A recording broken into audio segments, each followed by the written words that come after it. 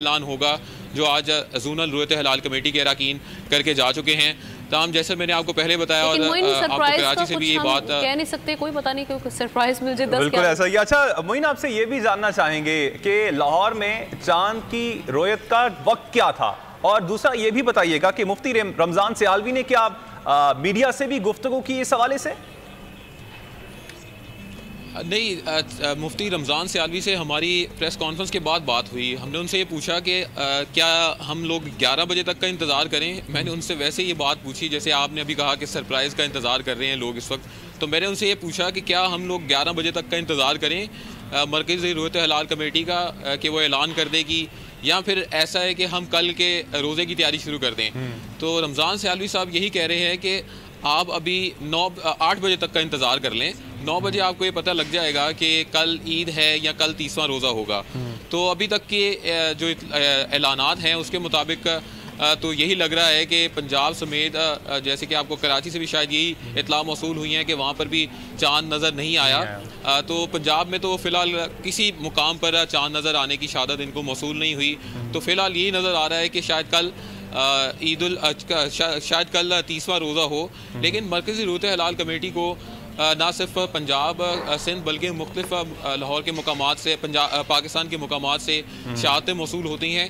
किसी भी मुकाम से अगर मरकज़ी रूयत हिलाल कमेटी को ये शहादत मौसूल हो गई कि चाँद नज़र आ चुका है तो वो ये ऐलान कर देंगे कि कल ईद उल फितर है। और अगर चाँद नज़र आने की शहादत उनको मौसूल नहीं हुई तो मौलाना अब्दुल खबीर आज़ाद ये ऐलान ज़रूर करेंगे कि कल जो है वो आप लोग रोज़ा रखें और 30वां रोज़ा जो है वो रख लें। लोग अभी तक तज़ब्ज़ुब का शिकार हैं कि तरावी की तैयारियां करनी है या फिर ईद की। अली खोसू की जानिब बढ़ना चाहूंगा, सखर में मौजूद हैं। अली बताइएगा, क्या जो जोनल कमेटी का इजलास सखर में जारी है, क्या वो इख्तिताम पजीर हो गया है या अभी भी जारी है?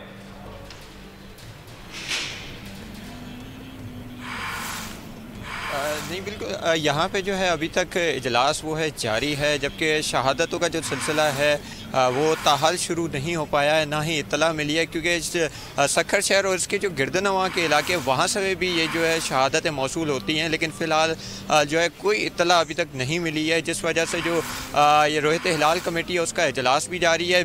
और अगर कोई फ़ैसला आता है तो ये फ़ौरी तौर पर जो है मरकज़ी रूयत हिलाल कमेटी उसको आगाह करेंगे। उसी हिसाब से जो है ये चाँद के हवाले से जो आगाही होगी या उनकी शहादतें होंगी वो उनको बताएंगे, जबकि इजलास अभी तक जारी है। और हमें भी यही कहा गया है कि अभी तक इसका इंतज़ार करें और कुछ भी हो सकता है चाँद के हवाले से। लेकिन जो सखर के शहरी हैं वो भी ये देखने पे मजबूर हैं कि वो कल ईद होती है या वो तरावियाँ पढ़ते हैं, तो इस वजह से भी काफ़ी उनमें परेशानियाँ हैं। जी बिल्कुल सही है। तमाम पाकिस्तानी इस वक्त एक ही चीज़ सोच रहे हैं, वो ये कि कल ईद होने जा रही है या नहीं, और इसका सारा दारोमदार जो है वो इस ऐलान पे है कि चांद की शहादतें नज़र आती हैं या नहीं आती।